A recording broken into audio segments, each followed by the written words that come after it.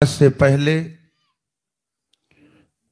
Social media पर इतने फितने रूनुमा नहीं हुए थे, लेकिन आज घर घर क्या बात की जाए, मिंबर मिंबर फितनों की जद में है।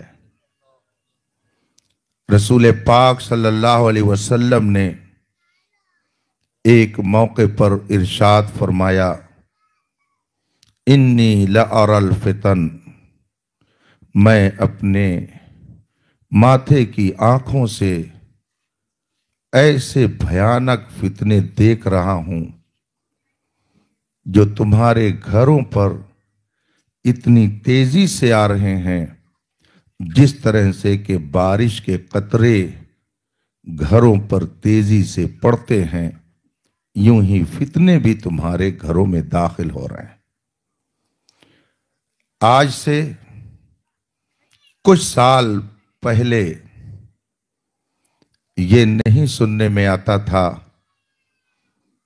कि कोई तहरीक चल रही है खुदा के वजूद के इनकार की, लेकिन इस वक्त दुनिया में एक तहरीक, एक तंजीम बाकायदा इस पर काम कर रही है कि खुदा के वजूद का इनकार किया जाए। उनका कहना है कि ये दुनिया किसी ने बनाई नहीं है, खुद ब खुद ये बनी है और ये ऐसे ही चलती रहेगी, इसे किसी ने बनाया नहीं है। इसकी इब्तिदा हुई इस नजरिए से कि एक धमाका हुआ और ये दुनिया बन गई। आप गौर फरमाएं, धमाके से कोई चीज बनती है या बनी हुई चीज भी बिगड़ जाती है, लेकिन खुदा जब दीन लेता है तो अक्लें छीन लेता है। ये दुनिया खुद ब खुद नहीं बनी। आप इस पर दलाइल की तरफ मत जाएं। 12 बजे दिन में चिलचिलाती धूप हो और एक शख्स कहे सूरज नहीं निकला है, कोई आए मुझसे मुनाजरा कर ले, मैं उससे मुनाजरा करूंगा, तो अक्लमंद आदमी उसकी बात को सुनकर यही सोचेगा कि ये कोई पागल है। चिलचिलाती धूप में सूरज का इनकार कोई पागल ही कर सकता है, यूं ही कोई पागल ही खुदा के वजूद का इनकार कर सकता है। एक मामूली सुई भी बगैर बनाने वाले के वजूद में नहीं आती, इतनी बड़ी कायनात बगैर किसी हस्ती के वजूद में कैसे आ सकती है? अक्ल का दिवालिया है जो ये तहरीक चलाई गई कि खुदा कोई चीज नहीं है। मेरे सामने ऐसे भी हालात आए, मसाइल आए कि ये कलमा पढ़ने वाला खुदा के वजूद का इनकार कर रहा है, गाली दे रहा है। इस हद तक आज फितना हमारे घरों में पहुंच चुका। इसलिए रफीकान मोहतरम, हमें अपने ईमान और अकीदे के हवाले से बहुत हसास रहने की जरूरत है। चमकता जो नजर आए वो सब सोना नहीं होता। अगर दुनिया में रहना है तो कुछ पहचान पैदा कर। इन फितनों का निशाना उलमा कम बन रहे हैं, कॉलेज में पढ़ने वाले बच्चे ज्यादा बन रहे हैं, यूनिवर्सिटियों में तालीम लेने वाले तलबा इसका शिकार ज्यादा हो रहे हैं। इसलिए उन्हें ये चाहिए कि वो सच्चे उलमा के दामन से वाबस्ता रहें और जो मजहबी किताबें मुख्तलिफ ज़बानों में पूरी दुनिया में फैली हुई हैं, उन किताबों का वो मुताला करते रहें। अगर उन्होंने अपने मजहब और अपने ईमान और अकीदे के तहफ़्फ़ुज़ की फिक्र नहीं की, तो फिर यह नहीं कहा जा सकता है कि वो दुनिया से ईमान के साथ जाएगा या बेईमान होकर जाएगा। फितने छोटे बच्चों के जहन में कैसे डाले जा रहे हैं। मुझसे एक मौलाना साहब ने बताया कि मैं नेपाल काठमांडू गया, जिसके घर पे मेरा क़याम था। जब मैं चलने लगा तो उसने कहा कि मेरी एक बच्ची है 5-6 साल की, उसको दुआ दे दीजिए। बच्ची आई, मौलाना साहब ने उससे पूछ लिया, बेटा कलमा पढ़ सकती हो? उसने कहा हाँ। कहा सुनाओ। उस बच्ची ने बिस्मिल्लाहिर्रहमानिर्रहीम पढ़कर कलमा सुना दिया। मगर फिर वो बच्ची कहती क्या है कि मौलाना, मैंने बिस्मिल्लाह पढ़कर कलमा सुनाया है। बिस्मिल्लाह का तर्जमा जो मुझे बताया गया है वो यही है कि अल्लाह के नाम से शुरू, जो बहुत मेहरबान और रहमत वाला है। मौलाना ने फरमाया कि हाँ, तुम तर्जमा ठीक कर रही हो। वो 6-7 साल की बच्ची कहती क्या है कि अगर खुदा बहुत मेहरबान है, बड़ी रहमत वाला है, तो क्या वजह है कि जवानी ही में एक आदमी को मौत दे देता है। शादी होती है, अभी उसकी गोद में एक बच्चा आता है, या तो मर जाती है या तो बाप का एक्सीडेंट हो जाता है। जब खुदा ही मौत और जिंदगी देता है तो ये कौन सी मेहरबानी हुई उसकी कि अभी बेटा गोद में है और बाप मौत के घाट उतार दिया गया। अल्लाह कैसा मेहरबान है। हजरत वाला ने पूछा उसके बाप से, ये बच्ची कहां पढ़ती है? तो बताया कि एक ईसाई मिशनरी में पढ़ रही है। कहा ये उसी की देन है, वहां तालीम कम दी जाती है, इस्लाम से बरगश्ता करने की मेहनत ज्यादा दिखाई जाती है।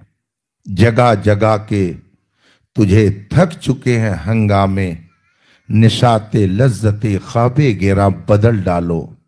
गलत रवि से मनाजिल का बोध बढ़ता है, मुसाफिरों रविशे कारवां बदल डालो। अल्लाह के वजूद के इनकार की तहरीक इल्हाद के नाम से पूरी दुनिया में चलाई जा रही है, और निशाने पर उम्मत मुस्लिमा के नौजवान हजरात हैं। इनके दिलो दिमाग से खुदा के वजूद को खत्म करने के लिए तरह तरह के हरबे इस्तेमाल किए जा रहे हैं। ये एक भयानक तहरीक है जिससे हमें आगाह रहने की जरूरत है। आप ये मत समझें कि बातिल तहरीकें खामोश हैं, वो बड़ी तेजी से आप पर हर एतबार से हमला कर रही हैं और अपने मकसद में न जाने किस तौर पर उन्होंने कामयाबी हासिल कर ली है। रसूल पाक सल्लल्लाहु अलैहि वसल्लम, जिनकी अजमत, जिनकी रिफात, जिनका दर्जा मुस्लिम तो मुस्लिम है, गैर मुस्लिम भी अपने अशार के जरिया जाहिर करता था। गैर मुस्लिम भी उस नबी की अजमत का एतराफ करता था। मगर आज क्या वजह है कि कलमा पढ़ने वाला नबी की अजमत पर नुक्ताचीनी करता है, नबी की जात को तनकीद का निशाना बनाता है। एक कलमा पढ़ने वाला नबी पाक सल्लल्लाहु अलैहि वसल्लम के इल्मे गैब का इनकार करता है। यह तहरीक भी पूरी दुनिया में बहुत तेजी से फैलाई जा रही है। डॉक्टर इकबाल ने हालात का तज्जिया करने के बाद जो शेर लिखा था, आज अपनी पूरी सदाकत के साथ हमारी नजरों के सामने है। डॉक्टर इकबाल ने कहा था, फिक्रे अरब को देके फिरंगी तखय्युलात, इस्लाम को हिजाजो यमन से निकाल दो।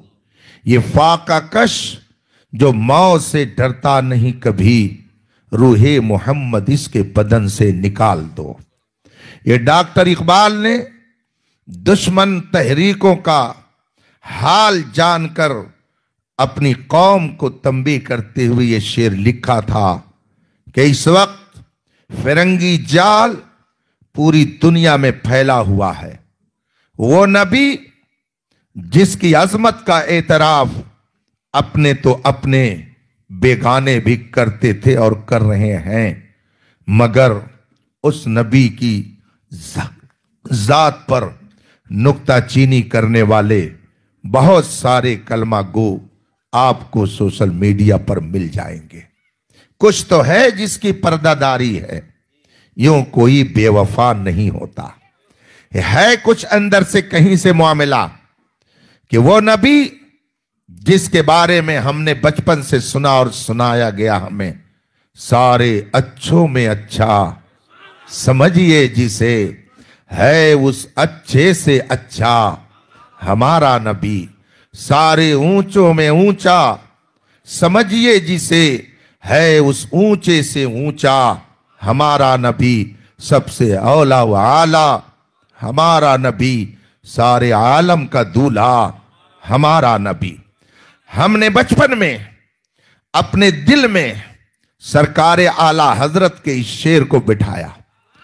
क्या वजह है कि आज बहुत सारे वो लोग जो अपने आप को रसूल पाक का उम्मती कहलाते हैं और उसी नबी का कलमा पढ़ते हैं, मगर उस नबी की शान में ऐसे नाजेबा कलिमात बोलते हैं कि जिसकी बिना पर वो अपने आप को ईमान से बाहर कर लेते हैं। ऐसी तहरीक पूरी दुनिया में चलाई जा रही है कि इनका रिश्ता नबी से या तो कमजोर हो जाए या टूट जाए। लेकिन मैं मुठगेरे के नौजवानों को फिर मुबारकबादी देता हूं। शायद इन्होंने सोच लिया है कि अगर बरक़ सय्याद की जिद यही है, बनाएंगे हम भी यही आशियाना। अगर कोई हमारे नबी सरवर कौनैन सल्लल्लाहु अलैहि वसल्लम की अजमत पर नुक्ताचीनी करेगा तो हम भी सुनाएंगे कि या रसूल अल्लाह, तू घटाए से किसी के न घटा है न घटे, जब बढ़ाए तुझे अल्लाह ताला तेरा। हम यही कहेंगे, अर्श हक है मसनदे रिफात रसूलुल्लाह की, देखनी है हश्र में इज्जत रसूलुल्लाह की। हमें इसी अकीदे के साथ दुनिया में रहना है कि ये एक जान क्या है, अगर हो करोड़ों तेरे नाम पे सबको वारा करूं मैं। हमें इसी अकीदे के साथ रहना है कि अल्लाह ने इस कायनात को बनाया और इस कायनात की जितनी चीजें हैं, अहले अक्ल ने उन तमाम चीजों को पहले 3 खाने में तकसीम किया। ये उलमा तशरीफ फरमा है, मंतिक फलसफा पढ़ते पढ़ाते रहते हैं। इन मखलूकात में एक दर्जा जमादात का है, दूसरा दर्जा नबातात का है और तीसरा दर्जा हैवानात का है। आप ये न सोचे कि मैं कोई ऐसी बोली बोल रहा हूं जो आपकी जबान और आपके मिजाज से हटकर है। आप खुद देख लीजिए, आपकी नजरों के सामने बहुत सारी ऐसी चीजें हैं जिनके अंदर बढ़ने और घटने की सलाहियत नहीं है। पत्थर है, रेत है, बालू है, पहाड़ है, इनके अंदर घटने और बढ़ने की सलाहियत नहीं है। ये बहुत बड़ी दुनिया है, इसे जमादात कहा जाता है। उसके ऊपर आप फिर देखिए दरख्तों की दुनिया है, वो भी बहुत बड़ी दुनिया है, जिनके अंदर घटने और बढ़ने की सलाहियत होती है, उनको नबातात कहा जाता है। उसके बाद फिर उनकी दुनिया है जिनके अंदर रूह पाई जाती है। ये दुनिया भी बहुत लंबी चौड़ी है, जिन्हें हैवानात कहा जाता है। फिर हैवानात में एक एक करके अलग करते जाइए, उनमें सबसे ऊंची कैटेगरी में इंसान आता है। जमादात, फिर उसके ऊपर नबातात, फिर उसके ऊपर हैवानात, और हैवानात में सबसे बड़ी मखलूक इंसान। नबातात से भी अफजल, जमादात से भी अफजल, हैवानात में भी सबसे अफजल इंसान। फिर इंसानों में सबसे ऊंची जमात अंबिया की जमात है, रसूलाने इज़ाम की जमात है। ये सबसे ऊंचे दर्जे की मखलूक है। यहां से सिलसिला चला, बुलंदी पे यहां पहुंचा। इनसे ऊंचे ये, इनसे ऊंचे ये, इनसे ऊंचे ये, और फिर इंसानों में सबसे बुलंद अंबिया और रसूलाने इज़ाम। फिर रसूलाने इज़ाम में भी इंतखाब, उनमें भी सब एक दर्जे के नहीं। कुरान करीम फरमाता है तिलकर रसूल फव्वलना बअदहुम अला बाब, ये रसूलों की जमात है, हमने इनमें से एक को दूसरे से अफजल किया। और आगे कुरान करीम ने फरमाया मिनहुम मन कल्लमल्लाह, इन रसूलों में से कुछ वो हैं जिनसे अल्लाह ने कलाम फरमाया। और आगे फरमाया व रफ़अ बअदहुम दरजात, और उनमें से कुछ तो ऐसे हैं जिनका बहुत ऊंचा दर्जा अल्लाह ने कर दिया। अब वो कौन है जिसका अल्लाह ने दर्जा बहुत बुलंद किया? सारे मुफस्सिरीन फरमाते हैं वो कोई और नहीं है, वो हमारे आका मौला जनाबे मुहम्मदुर रसूलुल्लाह हैं।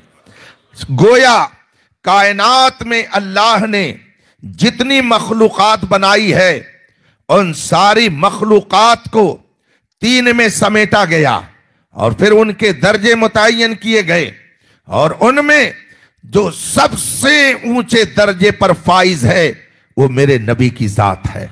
इसी को आला हजरत ने फरमाया सारे ऊंचों में ऊंचा समझिए जिसे, है उस ऊंचे से ऊंचा हमारा नबी। और आगे फरमाते हैं खल्क से औलिया, औलिया से रसूल। समझा आपने इसका क्या मतलब? इसके बारे में आला हजरत फरमाते हैं खल्क से औलिया, यानी आम मखलूकात से ऊंचे दर्जे पर कौन है? औलियाए किराम है। खल्क से औलिया, फिर औलिया से ऊपर और कौन दर्जा रखते हैं? औलिया से रसूल। आम मखलूकात से अफजल औलिया का दर्जा, और औलिया से ऊपर रसूलाने इज़ाम का दर्जा। खल्क से औलिया, औलिया से रसूल, और रसूलों से आला हमारा नबी। कौन देता है? देने को मुंह चाहिए, देने वाला है सच्चा हमारा नबी।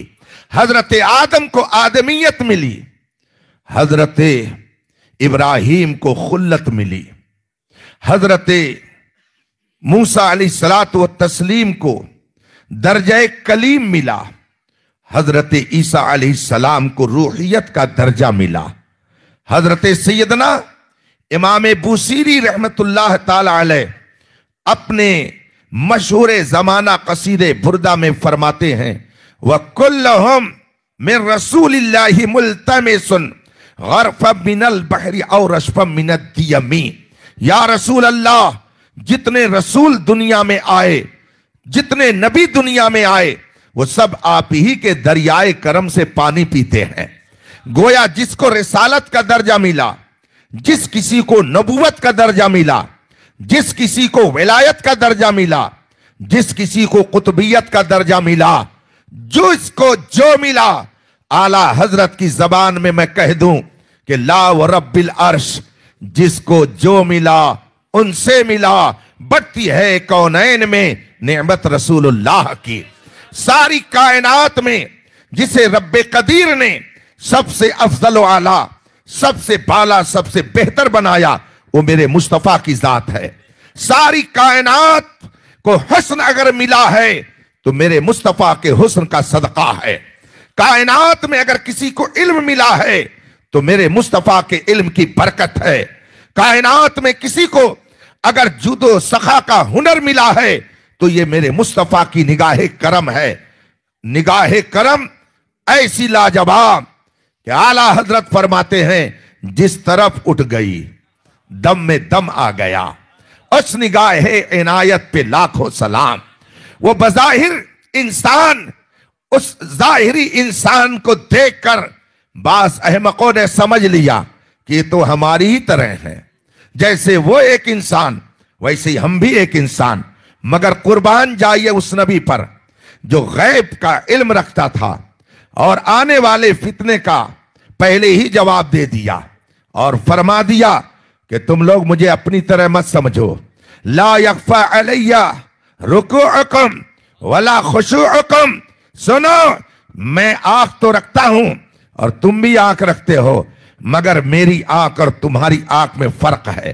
तुम अगर आंख रखते हो तो पीछे नहीं देख सकते, मगर मुझे अल्लाह ने वो आंख दी है कि मैं आगे भी देखता हूं, पीछे भी देखता हूं। रसूल पाक फरमाते हैं ला यख्फा अलैया रुकूअकुम वला खुशूअकुम। मैं अगरचे आगे मुसल्ले पर रहता हूं, तुम पीछे रहते हो, लेकिन ना तुम्हारा रुकू मुझसे पोशीदा है, ना तुम्हारा सजदा पोशीदा है, बल्कि दिल की कैफियत जिसे खुशू कहा जाता है वो भी मुझसे पोशीदा नहीं है। रसूल पाक सल्लल्लाहु अलैहि वसल्लम फरमाते हैं कि मैं जैसे आगे देखता हूं वैसे ही पीछे देखता हूं। बल्कि एक मकाम पे बुखारी शरीफ में हदीस है कि तुम्हारे पास दो आंखें हैं और तुम सो गए तो सो गए, क्या हो रहा है कुछ पता नहीं, मगर मेरे मुस्तफा फरमाते हैं तनामु ऐनाया वला यनामु कल्बी। मैं आंख तो बंद कर लेता हूं मगर मेरा दिल बेदार रहता है। और मैं अगर ख्वाब में भी कुछ देखता हूं तो वो गलत नहीं होता है, वो बिल्कुल बरहक होता है।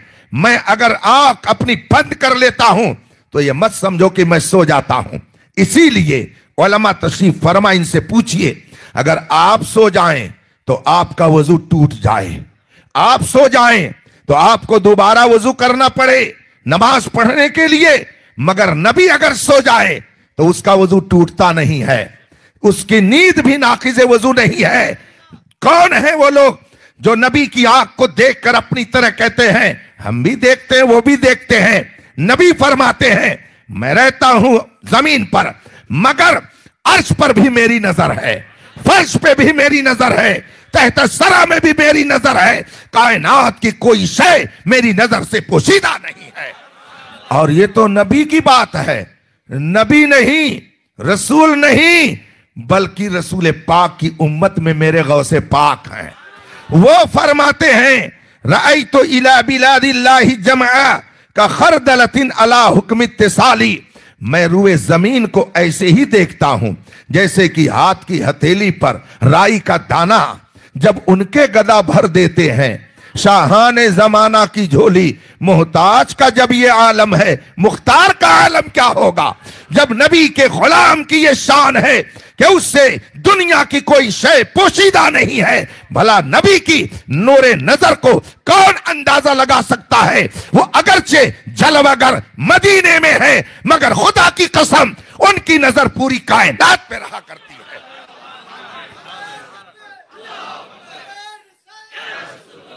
रसूल पाक सल्लल्लाहु अलैहि वसल्लम को रब्बे कदीर ने हर जिहत हर एतबार से बेमिसलो बेमिसाल बनाया।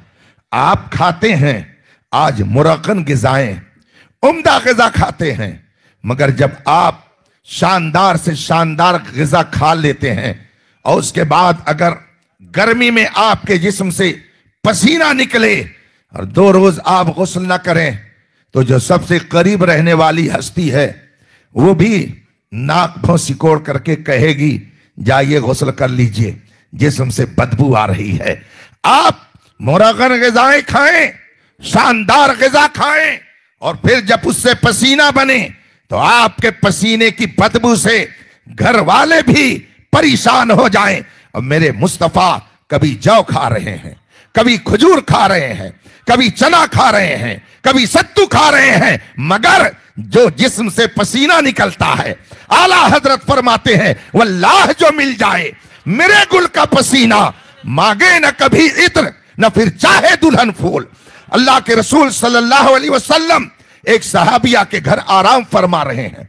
गर्मी की वजह से मुस्तफा जान रहमत के जिस्म से पसीने मुकद्दस निकल रहा है, और वो आहिस्ता आहिस्ता उसे समेट कर एक शीशी में रख रही हैं। नबी की नजर पड़ी, फरमाया क्या कर रही हो? कहा पसीनों को समेट रही हूं। कहा किस लिए? कहा दुल्हनों के इत्र के लिए इसे समेटा जा रहा है। ये मेरे मुस्तफा जान रहमत के पसीने का हाल था। और लुआब मुबारक, अल्लाह अकबर, आप अगर किसी पानी में थूक दें तो लोग कहेंगे लगता है राफजी हो गया है, या राफजी से इसकी सोहबत है। ये तो गैरों का तरीका है कि वो थूक पानी में या खाने में मिला दे और उसको देता है सामने वाले को खाने में पीने में। लेकिन रसूल पाक सल्लल्लाहु अलैहि वसल्लम के लुआब मुबारक की क्या शान। एक सहाबी रसूल है, इत्तेफाक से दुश्मन से मुकाबले में थे, उसने तीर चला दिया, आपकी आंखों का ढेला बाहर आ गया। अब पहुंचे नबी की बारगाह में, या रसूल अल्लाह दुश्मन ने तीर मार दिया, आंख का ढेला बाहर आ गया। मेरे मुस्तफा ने यह नहीं फरमाया जाओ किसी आई स्पेशलिस्ट के पास, जाओ किसी हकीम के पास, जाओ किसी डॉक्टर के पास, जाओ किसी तबीब के पास। नबी ने यह नहीं फरमाया, कहा आओ करीब आओ। अब जब करीब हुए, मेरे मुस्तफा ने अपना लुआब मुबारक निकाला, आंख में लगा दिया और ढेला आंख के अंदर सेट कर दिया, ऑपरेशन हो गया। सहाबी फरमाते हैं पहले से ज्यादा रोशनी आ गई। एक सहाबी रसूल हैं, दुश्मन को मार करके आ रहे थे, इत्तेफाक से जरा कदम इधर उधर पड़ गया, पिछली की हड्डी टूट गई। जल्दी से उसको साफे से अपने बांधा और पहुंच गए नबी की बारगाह में। या रसूल अल्लाह, दुश्मन ने देखिए दुश्मन का खात्मा करके आ रहा हूं, मगर पिडली टूट गई। मेरे आका ने यह नहीं फरमाया जाओ किसी बोन स्पेशलिस्ट के पास, जाओ किसी हड्डी हॉस्पिटल में, जाओ किसी तबीब और डॉक्टर के पास, मैं क्या दे सकता हूं, मेरे पास क्यों आ गए। नबी ने यह नहीं फरमाया, फरमाते आओ करीब आ जाओ। अब जब करीब हुए, मेरे मुस्तफा ने अपना दस्ते मुबारक ऐसे ही फेरा, साहबी फरमाते ऑपरेशन हो गया और पहले से ज्यादा उसके अंदर ताकत पैदा हो गई। एक सहाबी रसूल है, नबी की बारगाह में पहुंचे, अर्ज की या रसूल अल्लाह, मेरे इलाके का एक कुआं है जिसमें पानी निकलता तो है, मगर वो पानी पीने के काबिल नहीं है, उसके अंदर मिठास नहीं है, उसके अंदर शीरीनी नहीं है, उस पानी के अंदर खारापन पाया जाता है। नबी ने यह नहीं फरमाया कि कोई मेरे घर शुगर फैक्ट्री लगी है क्या, कि चल करके उसमें 2-4 टन शक्कर डाल दूं और पानी मीठा हो जाए। नबी ने यह नहीं फरमाया, कहा चलो। और जब तशरीफ ले गए, कुएं के पास पहुंचे, लुआब मुबारक निकाला, कुएं में डाल दिया, पूरे कुएं का पानी मीठा हो गया। आला हजरत फरमाते हैं कौन देता है, देने को मुंह चाहिए, देने वाला है सच्चा हमारा नबी। एक सहाबी रसूल हैं, पहुंचे नबी की बारगाह में, अर्ज की या रसूल अल्लाह, परेशान हो गया हूं। मेरे आका ने फरमाया क्या बात है? कहा मेरे वालिद ने बहुत सारे लोगों से कर्ज ले रखा था और जब वो दुनिया से गए तो उन्होंने कर्ज लोगों का अदा नहीं किया। मैं परेशान हूं और तरके में एक छोटा सा बाग है, उसमें खजूरें भी इतनी नहीं निकलती कि जिनसे मैं लोगों का कर्ज अदा कर सकूं। मेरे आका ने यह नहीं फरमाया खाओ तुम, अदा करूं मैं, कर्ज ले तुम्हारा बाप, चलूं अदा करूं मैं। नबी ने यह नहीं फरमाया, बल्कि इरशाद फरमाते हैं जाओ खजूर के पकने का इंतजार करो। साहबी रसूल हैं, रसूल पाक के इस हुक्म पर अमल पैरा हो गए और खजूरों के पकने का इंतजार करने लगे। जब खजूरें पक गईं, नबी की बारगाह में हाजिर हुए, अर्ज की या रसूल अल्लाह, खजूरें पक गई हैं। मेरे आका ने फरमाया जाओ खजूरों को तोड़ करके एक जगह रख दो। सारी खजूरें तोड़कर उन्होंने एक जगह रख दी।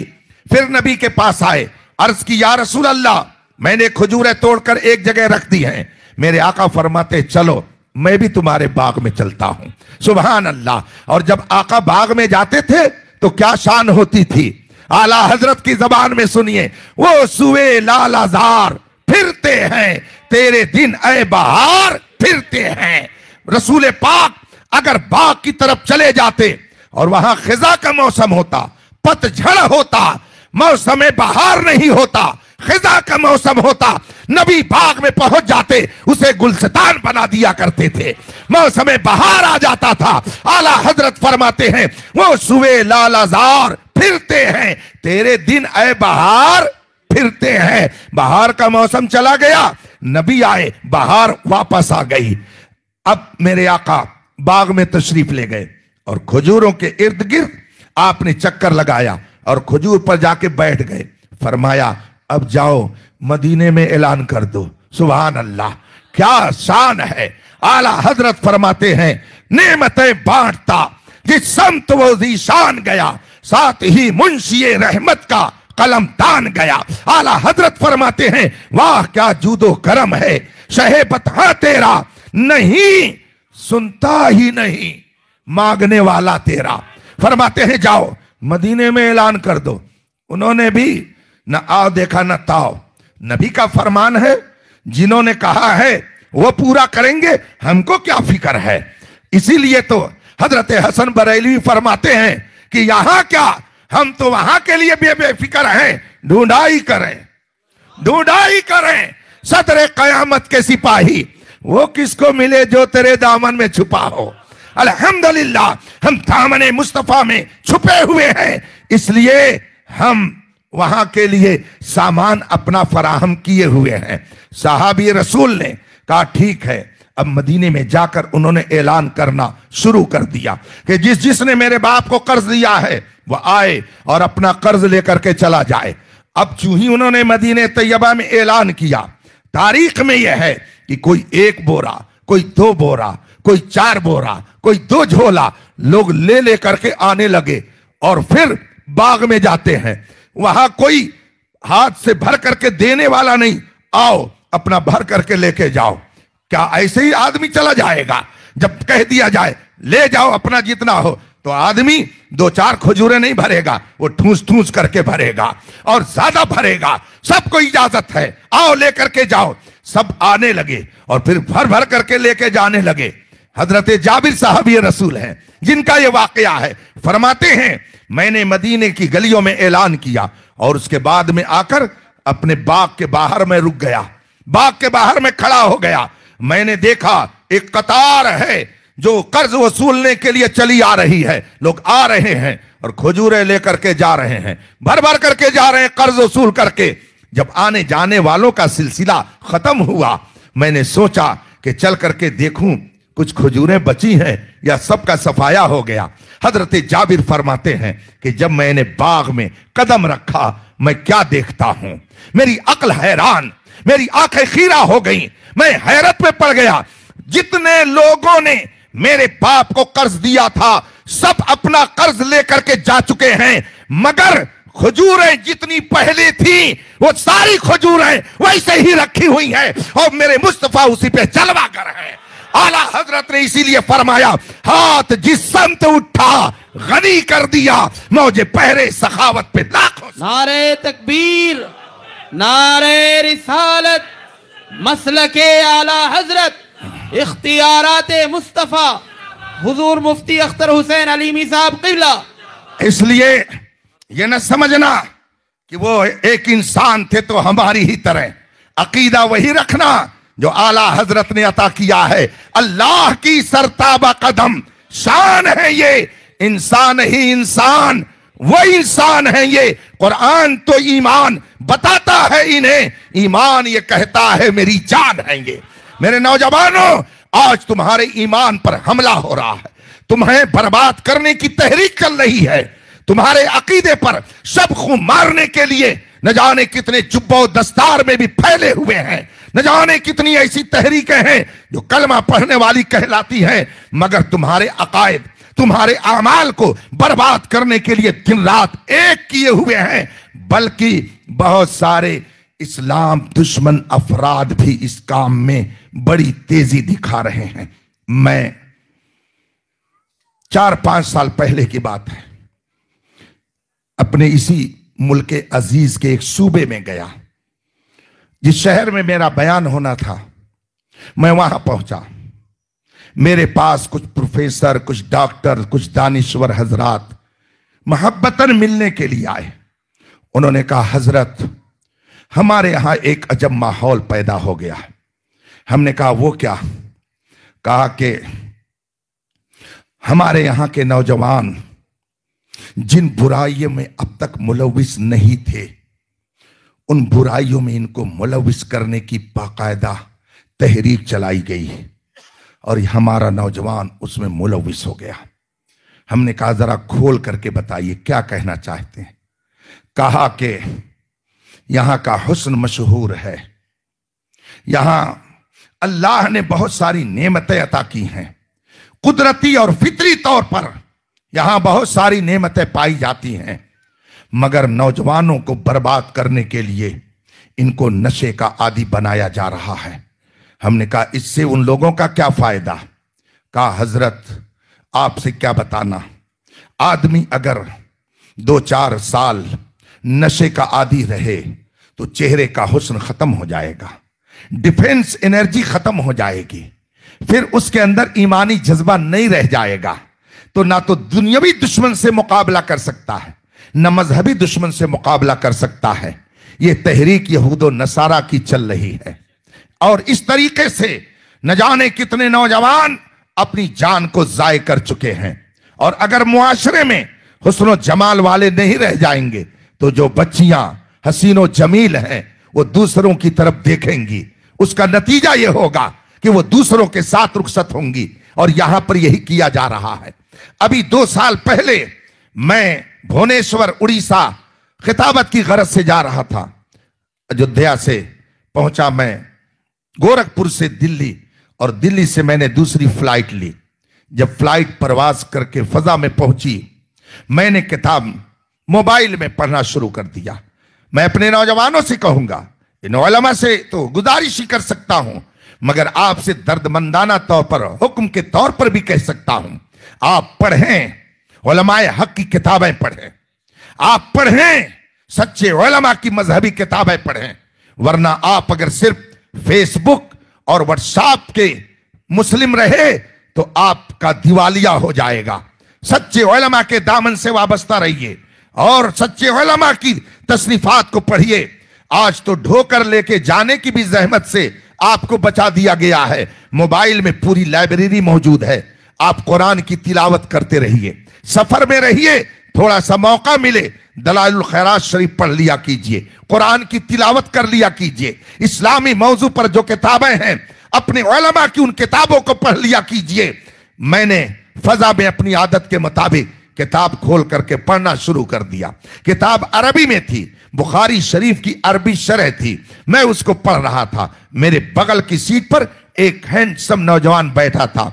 उसने मेरी तरफ देखा और थोड़ी देर के बाद वो मुझसे कहता है कि क्या कुरान पढ़ रहे हैं? क्योंकि गैर लोग हर अरबी किताब को गालिबन अपने एतबार से कुरान ही समझते हैं, इसलिए उसने कहा कि क्या आप कुरान पढ़ रहे हैं? मैंने कहा नहीं, दूसरी अरबी किताब पढ़ रहा हूं। क्या, किस टॉपिक पे पढ़ रहे हैं? मैंने कहा इस दुनिया के बाद की दुनिया के बारे में पढ़ रहा हूं। इतना जो मैंने कहा वो मेरी तरफ देखने लगा, इसलिए कि लोग सोचते हैं मौलाना लोग जब इसी दुनिया के बारे में नहीं जानते हैं तो उस दुनिया के बारे में क्या जानेंगे, इनको उससे क्या ताल्लुक है। लेकिन शायद उन्हें नहीं मालूम कि दीवाने को तहकीर की नजरों से न देखो, दीवाना बहुत सोच के दीवाना हुआ है। आज पूरी दुनिया एक मौलवी की तहकीकात पर अपने आप को सर धुनने के लिए तैयार है, जिसे अहमद रजा कहा जाता है। एक कमरे में बैठ करके उसने 60 सब्जेक्ट पर किताबें लिखकर दुनिया के बड़े बड़े दानिश्वरों को हैरत में डाल दिया, और दुनिया कह रही है मुल्के सुखन की शाही तुमको रजा मुसल्लम, ये संत आ गए हो सिक्के बिठा दिए। किए हैं। बड़े बड़े दानिश्वर जिसकी तहकीकात से फायदा उठा रहे हैं, उनकी अक्लें हैरान है कि एक मौलवी इतना जय्यद, इतना बड़ा आलिम कि अगर उसको मुफस्सिरों का इमाम कहा जाए तो भी बजा है, मुहद्दिसीन का इमाम कहा जाए तो भी बजा है, दानिश्वरों का मुक्तदा कहा जाए तो भी बजा है, अपने जमाने का सबसे बड़ा साइंसदान कहा जाए तो भी बजा है। रब ने अपने करम से मुस्तफा के एक सच्चे वफादार को इतना इल्म अता फरमा दिया। मैंने कहा मैं इस दुनिया के बाद की दुनिया के बारे में पढ़ रहा हूं। कहा वो कैसे? हमने कहा हम अपने नबी को इस तौर पर मानते हैं कि खुदा ने उनको इस दुनिया का भी इल्म दिया है और उस दुनिया का भी इल्म दिया। तो हमारे नबी ने जो इल्म उस दुनिया के बारे में दिया है वही हम पढ़ रहे हैं।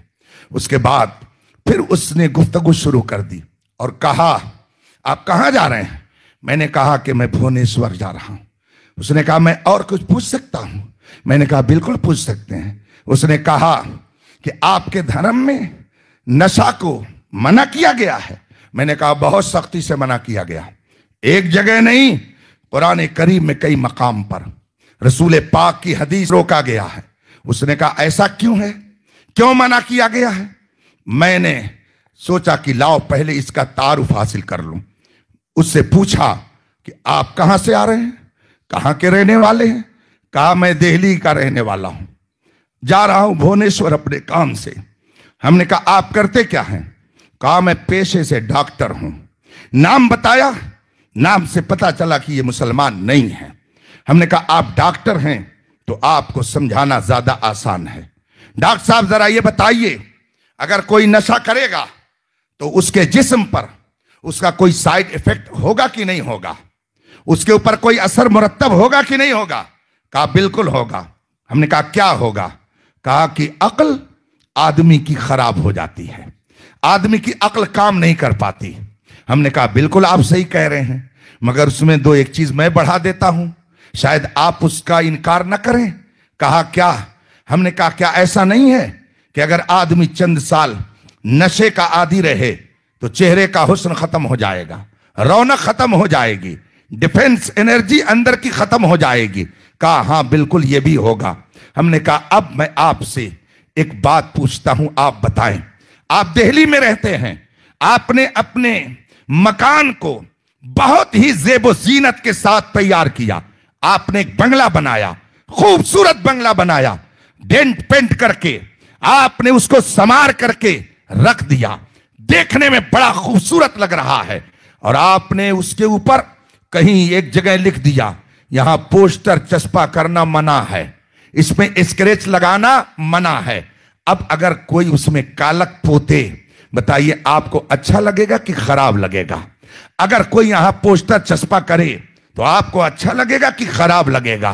कहा कि भाई ये तो हमें खराब लगेगा, इसलिए कि जब हमने उसको डेंट पेंट करके इतना खूबसूरत बनाया है, अब अगर कोई उस पर स्क्रैच मारे, कोई कालक पोत दे, कोई पोस्टर लगा दे तो हमें तो खराब लगेगा, इसलिए कि हमने उसको बहुत ही मेहनत से शानदार तरीके से बनाया है। मैंने कहा बस डॉक्टर साहब मैं आपको यही समझाना चाहता हूं, क्योंकि वो खुद बहुत ही हैंडसम लग रहे थे। मैंने उनसे कहा डॉक्टर साहब जिस मालिक ने आपको इतना हैंडसम बनाया है, खूबसूरत बनाया है, जरा आप गौर तो करें कि अगर आपने अपने हाथों से एक खूबसूरत मकान बनाया तो आप नहीं चाहते हैं कि कोई इसके हुस्न को खराब करे। जिस मालिक ने आपको इतना खूबसूरत बनाया है वो कब चाहेगा कि आप अपने हाथों से उसके बनाए हुस्न को बर्बाद करें? अगर आपने पोस्टर चस्पा करना मना किया है ताकि उसका हुस्न बाकी रहे, तो मेरे रब ने इंसान को बड़ा खूबसूरत बनाया है। वो ये नहीं चाहेगा कि अपने हाथों से अपने हुस्न को, अपनी ताकत को, अपनी डिफेंस एनर्जी को बर्बाद करें। इसलिए रब कदीर ने सख्ती से नशा को मना फरमा दिया है। जो ही मैंने ये बात उसके सामने रखी, कहा मौलाना आप बिल्कुल सही कह रहे हैं, आपकी बात मेरी समझ में आ रही है, समाज को इस बात को बताने की जरूरत है। जो मुसलमान इस तरह की हरकतों में मुलविस है वो ये मत समझे कि वो किसी और का नुकसान कर रहा है, वो अपना नुकसान कर रहा है। इसलिए रफीकान मोहतरम, मुस्तफा जान रहमत ने जो कानून अता किया है उस पर जो अमल करेगा यहां भी वो खुशनसीब कहलाएगा, वहां भी खुशनसीब कहलाएगा। बहुत सारे लोग इस लत में मुब्तला हो जाते हैं। नतीजा क्या होता है? अगर वो शादीशुदा हैं तो घर में खर्च का मसला, बच्चे आवारा, लावबाली, लाखैरा, पूरे घर का निजाम दरहम बरहम। मेरे भाइयों, मेरे मुस्तफा जान रहमत सरवर कौनैन सल्लल्लाहु अलैहि वसल्लम जिस तरह से बेमिसलो बेमिसाल बना करके भेजे गए, इसी तरह से मेरे मुस्तफा ने जो शरीयत पेश की है, जो कानून पेश किया है, जो लाए अमल बरतब किया है, जो दस्तूर जिंदगी दिया है, वो भी बेमिसलो बेमिसाल है। उस पर जो अमल करेगा इंशाअल्लाह यहां भी नफा में रहेगा और वहां भी नफा में रहेगा। तो इसलिए आपने इतना अजीमुशान जलसा मुनाकिद किया। कहीं भी रहिए मगर फख्र से कहिए हम रसूल पाक के वफादार हैं। दुनिया के किसी गोशे में रहिए, फख्र इस पर कीजिए कि हम मोहम्मद अरबी की वफादार उम्मत में हैं। कहीं भी रहिए फख्र से कहिए हमारा रिश्ता मजहब अहले सुन्नत से मिलता है। कहीं भी रहिए फख्र से कहिए हम मसलक आला हजरत वाले हैं। मेरे मुर्शिद ताजु शरिया फरमाते हैं जिंदगी ये नहीं है किसी के लिए, जिंदगी है नबी की, नबी के लिए ना समझ मरता है, जिंदगी के लिए जीना मरना है सब कुछ नबी के लिए। मसलके आला हजरत पे कायम रहो। जिंदगी दी गई है और ये सिर्फ मर्दों ही के लिए नहीं है, ये औरतों के लिए भी है। ये हुक्म सिर्फ मर्दों के लिए नहीं है कि वह मसलके आला हजरत पे कायम रहें, यह हुक्म औरतों के लिए भी है। इसलिए कि इस्लाम के अहकाम जिस तरह से मर्दों के ऊपर नाफिज हैं इसी तरीके से औरतों के ऊपर भी नाफिज हैं। यह और बात है कि बाज अहकाम में अलग थलग हैं, लेकिन मजमूई तौर पर उनके लिए भी वो सारे अहकाम हैं जो मर्दों के लिए हैं। हाँ, अलबत्ता मर्दों पे जिम्मेदारी ज्यादा है। उनको कुरान ने फरमाया है अर्रिजालु क़व्वामूना अलन निसा, मर्द औरतों के हाकिम हैं, मर्द हाकिम हैं।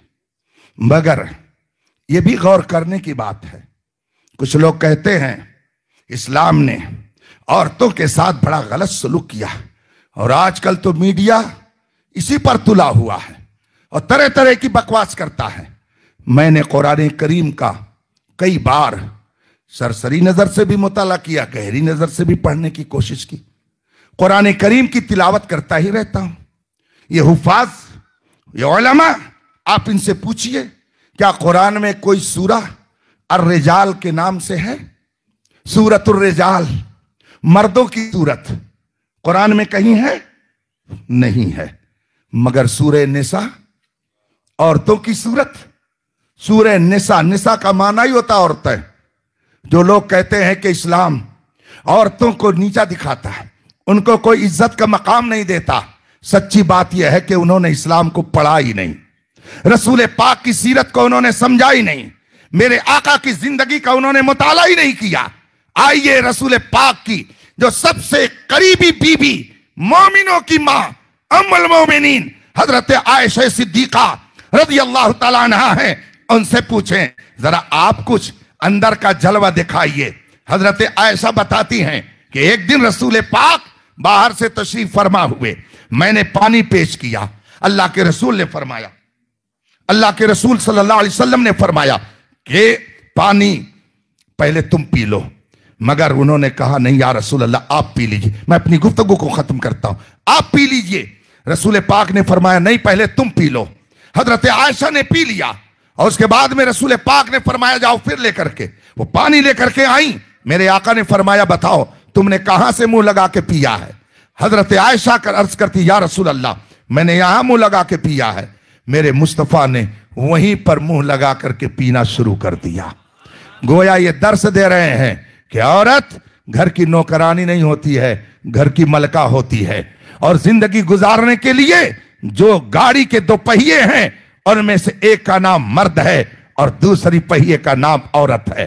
अगर डैमेज किसी एक को किया गया तो जिंदगी की गाड़ी सही ढंग से नहीं चल सकती है। इसीलिए सूरह निसा पूरी एक सूरत है जिसमें औरतों के मसाइल, उनके फजाइल, उनके मर्तबे, उनके अहकाम बड़ी तफसील से बयान किए गए हैं। इसलिए जरूरत इस बात की है कि आप भी कुरान के अहकाम को सीखिए और औरतों तक भी उन पैगाम को पहुंचाया जाए, ताकि इस्लामी जिंदगी इस ढंग से गुजरे कि जब दुनिया से जाएं और सब छोड़ करके अपने अपने घरों में चले जाएं तो आला हजरत खुशखबरी दें कि घबराओ नहीं, कब्र में लहराएंगे। ता हस्र चश्मे नूर के जलवा फरमा होगी जब तलात रसूलुल्लाह की। उन्हें जाना, उन्हें माना, न रखा गैर से काम, लिल्लाहिल हम्द मैं दुनिया से मुसलमान गया। वाखिर दावाना अनिल हम्दुलिल्लाहि रब्बिल आलमीन।